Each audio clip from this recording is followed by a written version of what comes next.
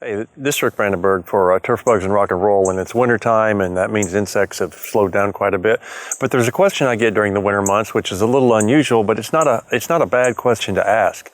I know that certain times of the year, like wintertime, some of you get more time to kind of see what you got going on and what's in your inventory and that sort of thing. And on occasion, you'll discover you've got some pesticides, and in this case, we'll talk about insecticides that have been on the shelf for quite some time, and you wonder if they're still effective, if they're any good, and you hate to put them out in the middle of the summer and then find out later that they weren't any good. So you ask the question, is it okay for me just to get rid of these by spraying them out and getting rid of them in the middle of the winter?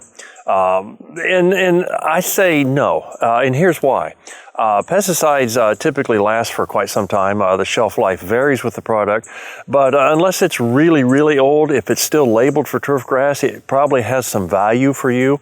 And even if it doesn't perform quite as well, if it doesn't have the long residual activity that you typically get out of it, it still has some value. So rather than just put it out in the wintertime and say you're controlling white grubs or mole crickets or fire ants or something and actually getting almost nothing out of it because the insects aren't active, how about applying it at the normal time or perhaps a little bit earlier? For example, if you've got mole crickets, you put it out just a little bit early, what you would your typical one, and that will allow you perhaps to put your traditional approach out a couple weeks later and extend the residual activity.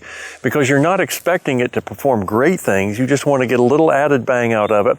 You're going to spend the time and money putting it out anyway, so why not put it out when the insects are active, buy yourself a week or two of time out of it, then go with your traditional approach and stretch the residual activity out a little bit.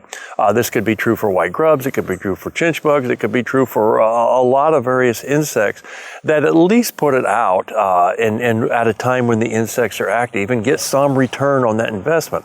Or perhaps you hang on to it, and if you get breakthroughs, you see some spots that have some grubs, you see some spots that have some mole crickets or fire ants or whatever, you use it as a cleanup type product, and you may have to put it out 2 applications of it versus 1, but it's something to really think about. If you're going to use up old pesticide, old insecticide, I'd go after and try to use it at a time when the insects are actually active. Hope that helps. Look forward to talking with you again soon.